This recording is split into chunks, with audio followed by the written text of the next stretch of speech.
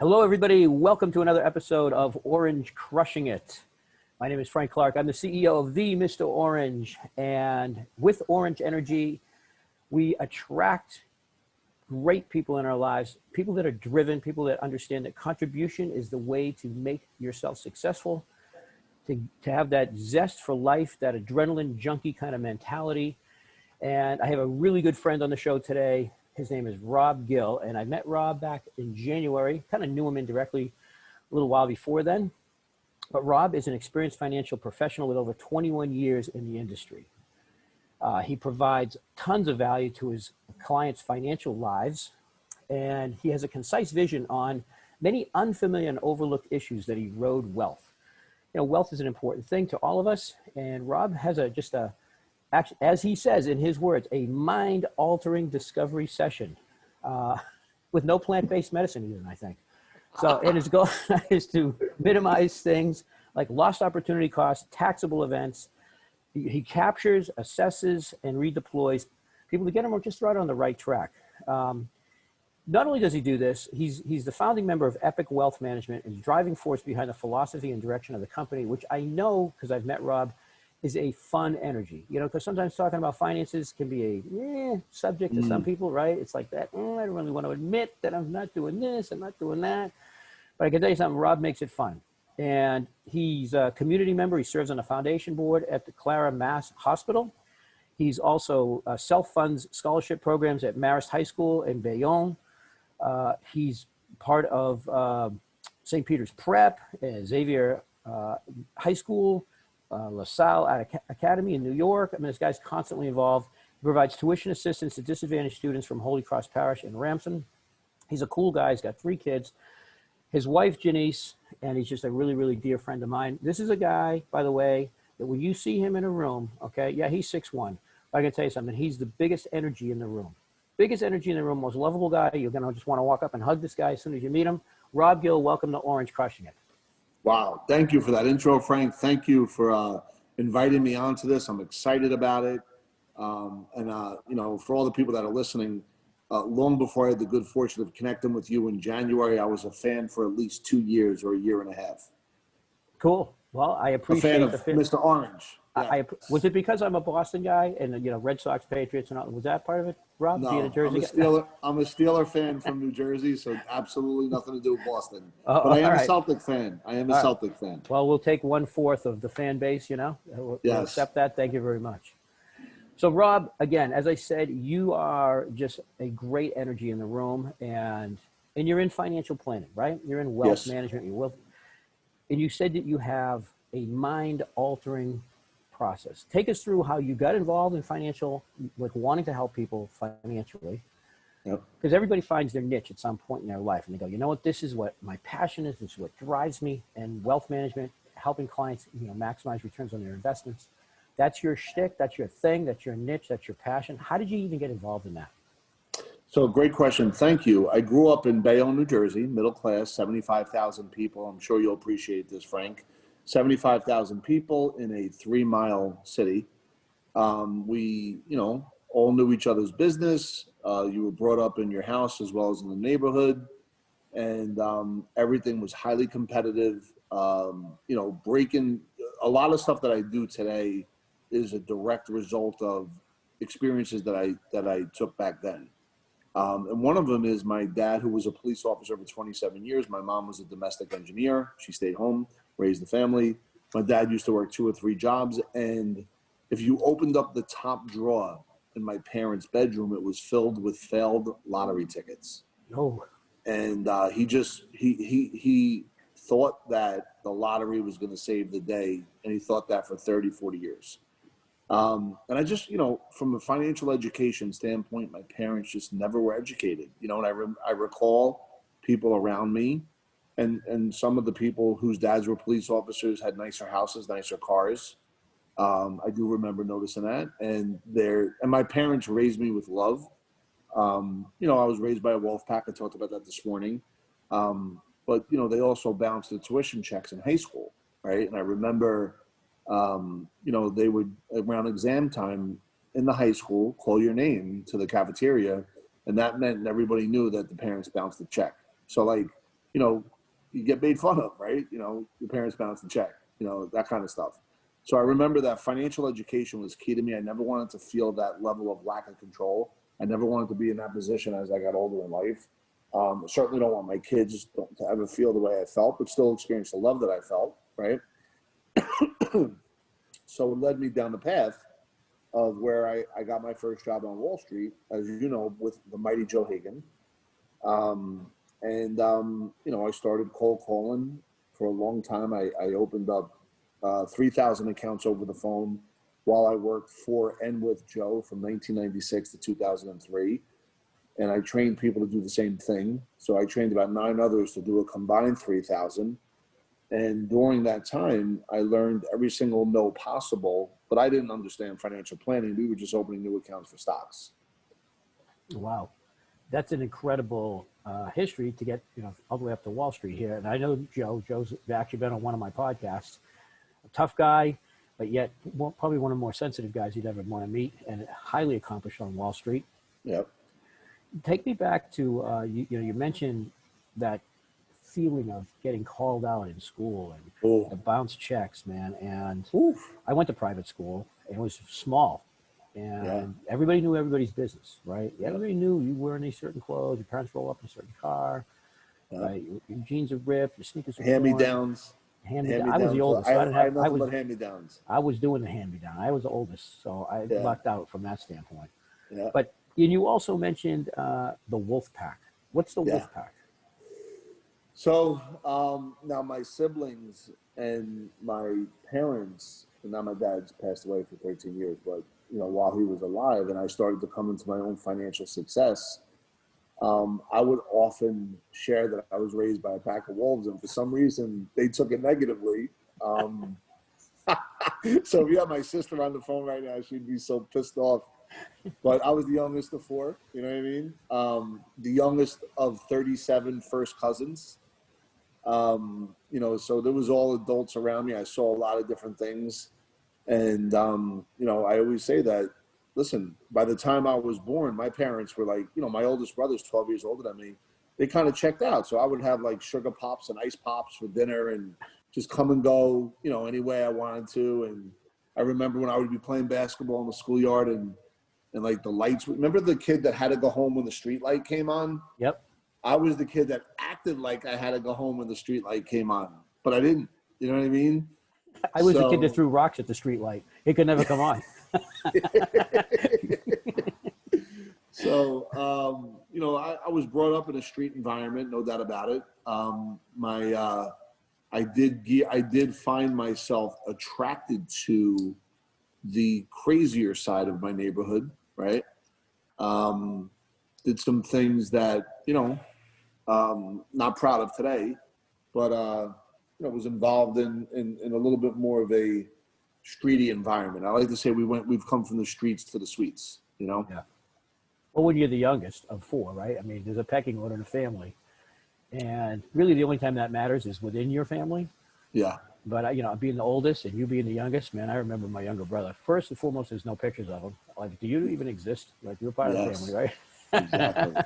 And then it would always be like, Ma, what the, you know, Richard gets away with this. I didn't get to do that. What? I'm sure I'm sure your sister probably doesn't like the wolf pack, but she probably even more so doesn't like Rob got away with this and Rob got away with that. And I didn't get shit. Yeah. And it's clear from your wardrobe that you got the hand-me-downs from her. So you're looking good. So we've all had a wolf pack story at some level. You know, you grew up in a tough city. You grew up in, you know, I think part of the Northeast that's one of the beauties of growing up there. Yes. Yes. And you take that plus your dad's history, you know, not being financial astute as you'd like to be, but certainly understand why that became a passion for you. Yep. And, you know, fortunate enough to work with Joe. You say you opened 3,000 accounts in 7 years, and then you hired 9 guys to do the same.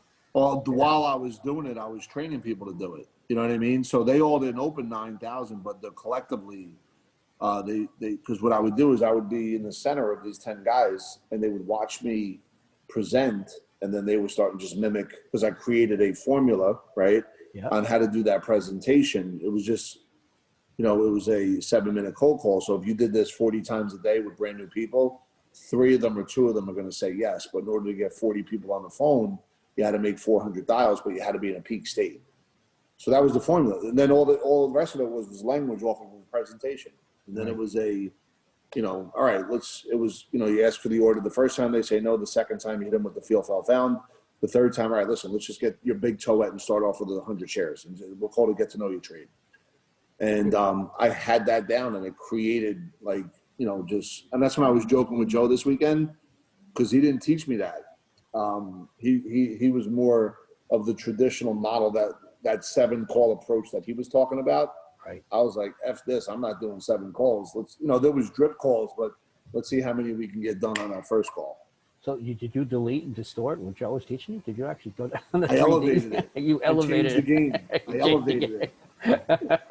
I'm gonna get you and Joe. I'm gonna get you and Joe on the same podcast, because I think there'll be a little battle here. Who did it right?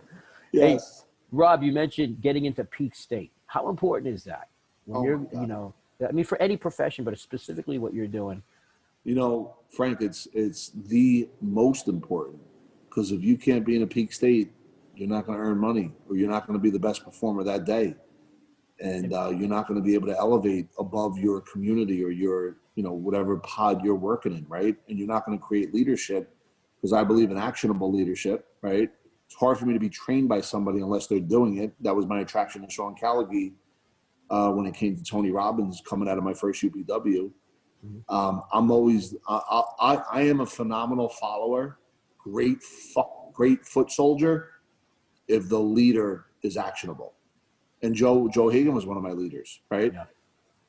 So if you could be in a peak state every day, which I never knew how to do it, I knew it organically, but I didn't have the map and the know-how that I have now, right? Where no matter how you wake up, you can do it.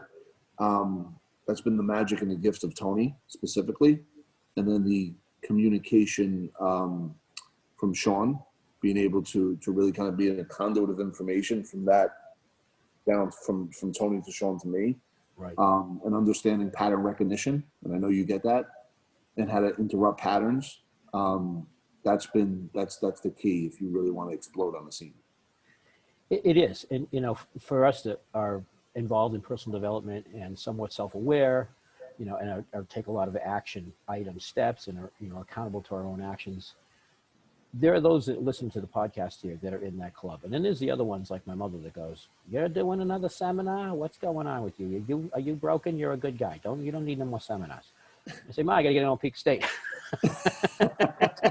Oh, is that you jumping up and down? What So for those that are my mom, okay, that are listening today, when you say get into a peak state, like some people look at that, I would look at that if I wasn't personally into personal development at all, as some crazy person, looking in the mirror going, "You're great, you're wonderful, I love you." Right? I feel like Sally Fields every single time. People love me. I want Academy Award. So what are some of your morning rituals that you do? Because people that are successful have great morning rituals. Yeah. I'm sure you have a morning ritual too, right? That gets you into that, what we'll call peak state. Is it just jumping up and down? Is it getting up early? Is it cold water immersion, cold shower? No, great. Thank you for that question. And for me, it's really not jumping up and down, believe it or not. Although I'll do that but that's not part of my ritual. It's really understanding the questions that I ask myself and being able to do that right in the morning when I first wake up before anything else. Because, for me, if I'm not doing that, I wake up feeling like that I'm not good enough every day. Every day I feel like I wake up like I'm a failure and I'm going to do bad. That's for whatever reason, that's kind of where I'm at. And for me, it's about, the questions that, hey, what can I learn from this? What am I happy about? Where are the areas I could improve?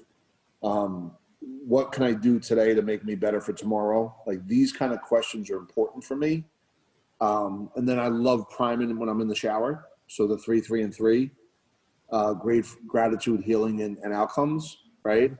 So, and in the middle of that, if I get a workout in 3, 4, 5 times a week, it depends on, if it's just going to be walking or if I'm going to lift or whatever, all that stuff in my morning ritual. If I get that done before 8:30, I'm already going to win that day. You're ready to crush it. So it's asking yourself a better question. No telling doubt. yourself, affirming, what you're grateful for, Yeah. and getting the body moving, right? So you're getting it all. You get your mind working, you're getting your heart centered, and you're getting your body moving. That's a Yeah. great way to I start your never day. say, I never look in the mirror and say, you're good enough or you're a winner. Like, I don't do that. Not to say that that's not good, but for me, it's really about what the questions that I ask myself and how, and Frank, and I know you know this, when I am in a gratitude mindset and I'm in a gratitude action space, it just, nothing ever fails. Nothing. Unbelievable, the power of gratitude, eh? Nothing. Yep. You can't be disappointed. You can't be in a bad mood. I Yeah. challenge people to listen to this right now to take 10 minutes in any day, right? Take 2% of your day and be grateful. Because that 2% of your day will probably create 60% of your happiness that day. Imagine if you just did 2% of something, or took 2%. I don't have time. I don't make time. You took 2% of your day and told yourself how grateful you are of things you have. Imagine if you lost everything you weren't grateful for today. Tomorrow you don't get to have if you weren't grateful for today. You'll find a million things to be grateful for, right? Yep. And if that little 2% gave you 60% of your happiness, or shit, if you don't even want to say it about yourself, call somebody else and tell them why you're grateful for them. It'll make Yeah. 60% or better of their happiness for the day, and it'll take you 1% of your day. 1%. We all have time for that. So thanks for bringing that up, Rob. I appreciate that. Now, again, you started Epic Wealth, right? Yeah. And you definitely have grown that thing exponentially, literally like phenomenal trajectory over the last couple of years. Yep. When you say you bring your clients through a mind-altering state, now I threw out the fact that there wasn't any mind-altering plants involved in here. Maybe there are. But You never know. what's the what's hey, some people swear by that stuff. Okay, some people. I listened to a Joe Rogan podcast recently we did with Mike Tyson, and they were that was 90% of the podcast was all these plant-based stuff that these guys take to get into the whatever world they want to get into. I'm not a big fan of that stuff, but I'm not saying it's it's a possibility. Understood. Anyway, so how do you what's the process? What's a mind-altering experience with your clients that go, I want to do business with Rob Gill? So what happened is when I first when I read Tony's book Money Masters of the Game, and he talked about creative planning, which was the fiduciary. Mm-hmm. It made me think, why can't we do this here? But I also wanted to add an insurance connection to that. Not just life insurance, but disability, business, all health insurance, P&C insurance. So that's how, when I first connected with Sean, we created, I already had Epic in my mind. But I also wanted to do social media and be able to be present on Facebook, Instagram, LinkedIn, and everything else. So once we had everything in place, we have Epic Financial Strategies, and one arm is the fiduciary arm, which was Epic Wealth Management. And I'm not a fiduciary, just so you know. So we have 5 fiduciaries over there. And then on the other arm, we have Epic Insurance Services. So when I take somebody through which we call a financial discovery process, like everything else, it's about, Frank, the first thing I want to know is, what is your philosophy and why? Where are you on the map? Let's not talk about the end of the map. We want to know where you are right now first. We have to discover that and be in agreement where you're at on the financial map. So we call it the Epic Financial Freedom Map, right? And then as we go through what's important to you, where do you want to be, where are you now, which we call a cash flow analysis, right? And we're going to have a click funnel for that. Then the question becomes, okay, here's a list of what you currently have. And then we run it through the Epic Financial MRI machine and say, look, this right here could be a little bit dangerous later on. This could be great. You might want to do a little bit more of that. And then we kind of create the model through there, where at the same time, we're going to create for you the Epic Wealth Builder, which is your own personal financial website, free charge. We don't charge for any of that stuff. So every decision we make, mind altering, is based on logic, math, and science, not emotional timidity or a gut level hunch that's baked in fear and distortion of external versions of what's happening economically, right? Yeah. So if I take somebody through that success process, and my teammates are trained to do the same thing, we like to have the client have a wow experience and be shoulder to shoulder with money, not scared of it, and not spend it like they hate it, but really put them in a position to kind of change their trajectory and create generational wealth. That's a fantastic approach, because you're getting into the emotional side of money, which, let's face it, 80% of anything we do is mindset, right? Yep. The other 20% is actual mechanics. It is the fundamentals. This is what you need to do. You need to save this, blah, blah, blah, right? Put your investments here and there. But 80% of it is mindset. So the fact that you're getting around and creating that experience for people, making it comfortable, because I got to believe that when it comes to, look, there's two things that people always say, don't talk about, right? Let's not talk about religion. Three things. Don't talk about religion. Don't talk about politics. And don't ask anybody how much money they make. Don't even get into it. Don't touch that shit, right? Yep. We all hold that stuff really close to the vest. Yep. And, I'm in my 60s now, all right? Are you really? And, yeah, I'm in my 60s. No way, dude. I know you thought that I was only 25 years old, because I was running circles. No, I didn't know you were in your 60s. I was That's amazing. moonwalking on that surfboard this weekend, yeah. Not. You look like you're my age, and I look like I'm your age. I don't think so, Rob. I think you're very complimentary. And this is a podcast, so nobody can really see it anyways. So, yes, okay. we All are right. the two sexiest motherfuckers in the Yes, we podcast are. world. We have a Yes. face for podcasts. That's right. So- We are bad motherfuckers. Go ahead. Yes, we are. But getting back to mindset, right? And people at different ages have a different mindset. And I think as an employer, this is what I do. As an employer, I would bring a financial planner into my company, and I'd say, listen, we're going to talk about 401k plans here, and we're going to match some of your 401k, and some of your money is going to come out of your paycheck every single week. And I'm going to put this planner in an office, and I want every single person, one at a time, to go in there and sit with this person. If you can sit with this person and you can go, I'm all set, I'm good, and walk right out, okay? Or you can sit with this planner and go, I'm a fucking mess, and I'm afraid to tell somebody I'm a fucking mess. Yes. Right? I get that, again, with the attraction to you, the energy you bring, the fun, that just that whole energy that's trusting, right? It's trusting. Because you have to have a conversation like that. It's almost like going to your doctor and the doctor goes, well, what do you do? And you don't admit that you drink 3 whiskeys a day, Yep. right? But your liver's shot. Or you don't admit you don't work out at all, right? Or you don't admit that, pizza is your staple in life, or Lucky Charms, which aren't too bad, by the way. But I love Lucky Charms and pizza, just so we're on the same page. if you put Lucky Charms on pizza, find some way to make that happen, dude, we should open a restaurant. Yes. Anyway. Yes. A Lucky Charm, that's what we'll call it. Cholesterol hell. Yeah.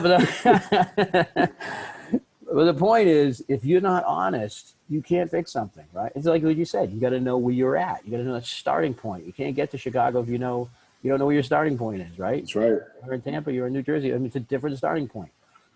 So how do you crack that ego, man? And again, as people get older, man, the ego just gets bigger and bigger and bigger. And I think you know the answer. Well, I'm asking you. You're the specialist, man. You're the expert. I'm just the guy asking the questions.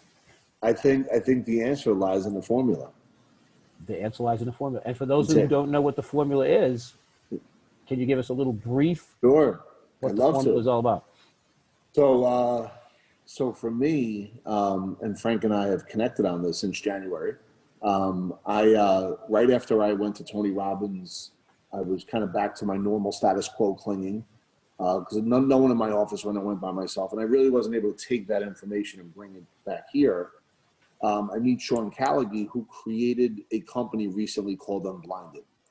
And Unblinded is it's a formula how to go, the formula has 3 parts, which is self-mastery, process mastery, and influence mastery. For this conversation, we'll just focus on influence mastery. Back when I was really good at opening new accounts over the phone, there was an influence mastery component to it specific to that place. Meaning when I was on the phone, I was always in a peak state. I had a script, and there was a formula on how to take someone from hello to yes within 7 minutes, just in that space. What Sean has created is a formula for life, to live a life. And in this context, if I'm dealing with somebody that's 60, 50, 40, or 30, the formula, the influence mastery portion of the formula is how to take someone hello to yes with integrity and it has 4 parts, 10 energies, and 4 questions, right? 4 parts, 10 indispensable elements, 4 energies. And the 4 parts, part 1 is how to take someone through a process where you're a good listener and you're asking 5 questions, basically. And this is to answer your question, Frank. If I'm going to say to somebody, where have you been? Where are you now? Where are you going? What are your biggest victories? And what are your biggest challenges? And during those 5 questions, listen the whole way through. I'm going to build rapport. And if we build world-class rapport and then isolate, think Dickens style, on the biggest challenge if changes aren't made, that's where we could come in and bring our unique, heroic identity and share with somebody that could be stubborn 9 times out of 10 with a traditional financial planner. But if we're able to crack the code of their own emotional ego through proper questions and proper listening with integrity and meaning it from your heart, there's probably a 99% chance that you can crack that code.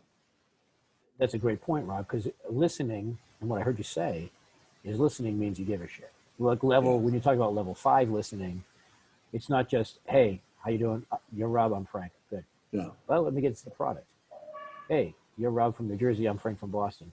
Oh, Yep. Hey, do you like the Pats? No, I like the Jets. Oh, let me tell you my product, right? Yeah. You're really not listening.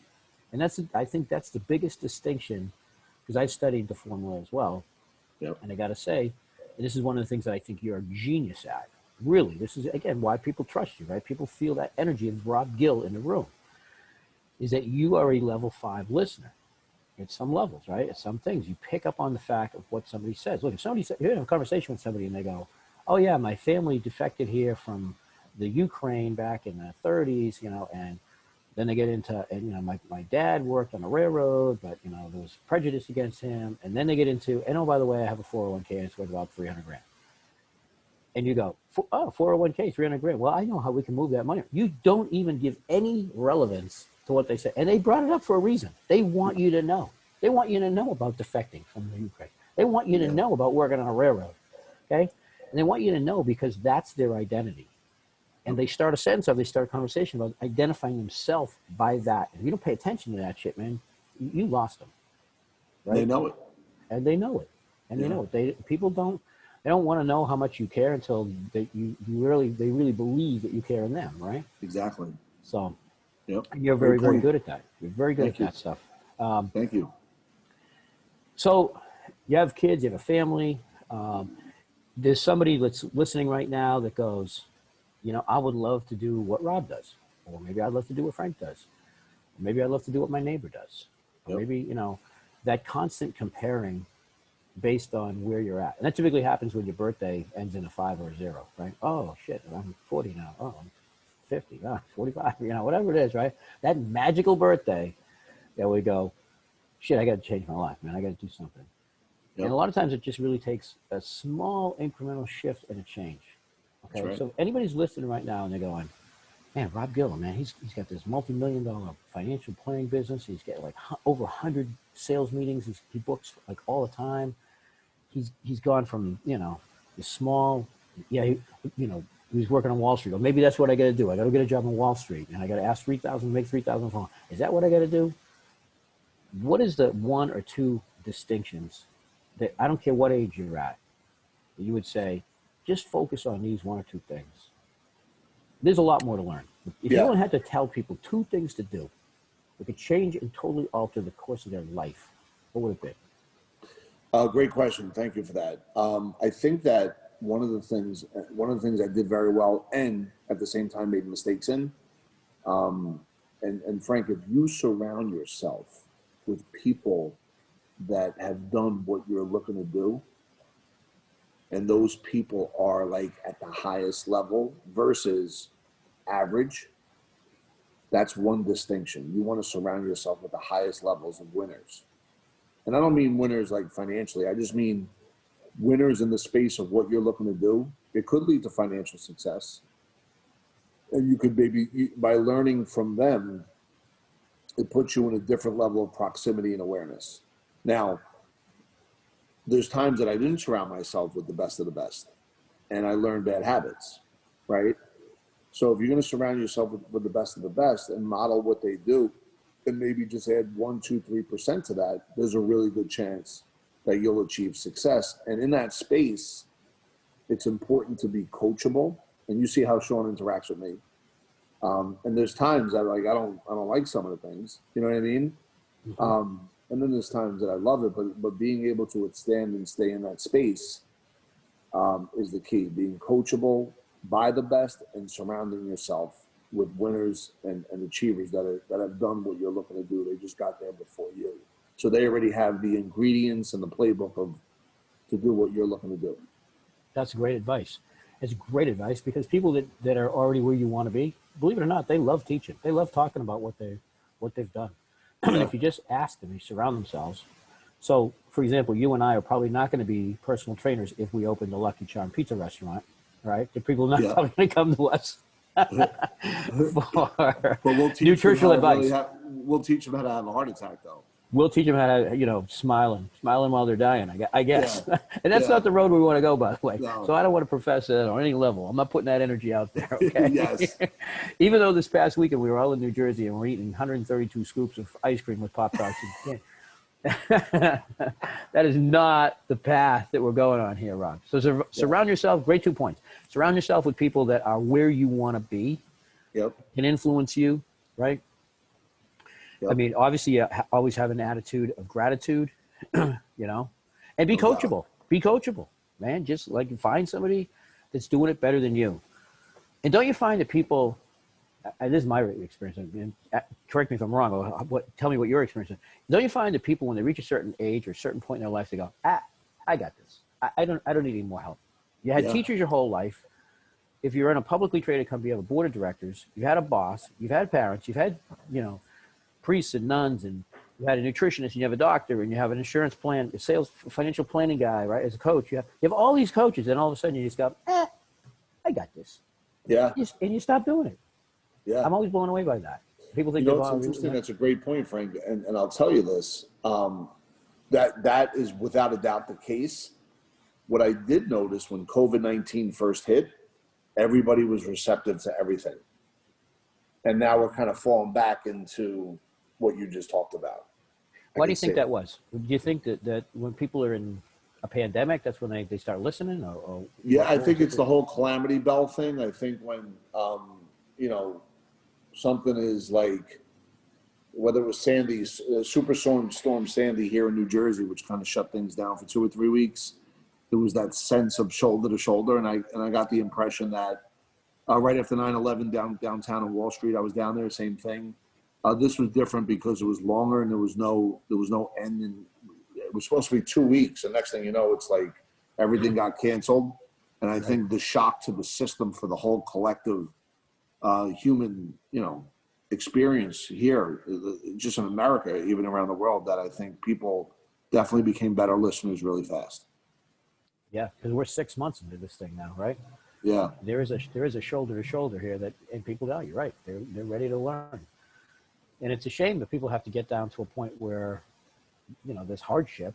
It'd be great if we all kind of learned. And granted, this is not something that we could have prevented necessarily, right? But and there's varied opinions on this entire thing, which we're not going to get into. But the point of it is that, wouldn't it be great just to be proactive so that the winters in your life, as you will, right, are less bumpy. They're less cold. They're less without stress, less emotional attachment and detachment, and all the angst and everything else that goes with it. Wouldn't it be great to just plan ahead, which is what you're doing, which is what your business is all about, right? Yeah, and to that point, Frank, we learned this from Tony, turning shoulds into musts. If we could live in must mode all day long, and I think that's what happened. If you wake up in must mode, if you're in peak performance in must mode, and if you could take your shoulds and really turn, and that's what I try and do every day. You know what I mean? I think that's the key. That's another key.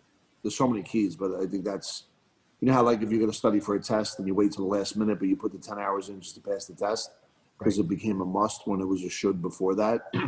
Living in must mode is like the key to exponential growth. There's no doubt about it. It really is. And to add to that too, Rob, what you're talking about, cramming the test, right, or getting it done, or that brute force, that's what I like to call persistence, right? Persistence, you can get almost anything done.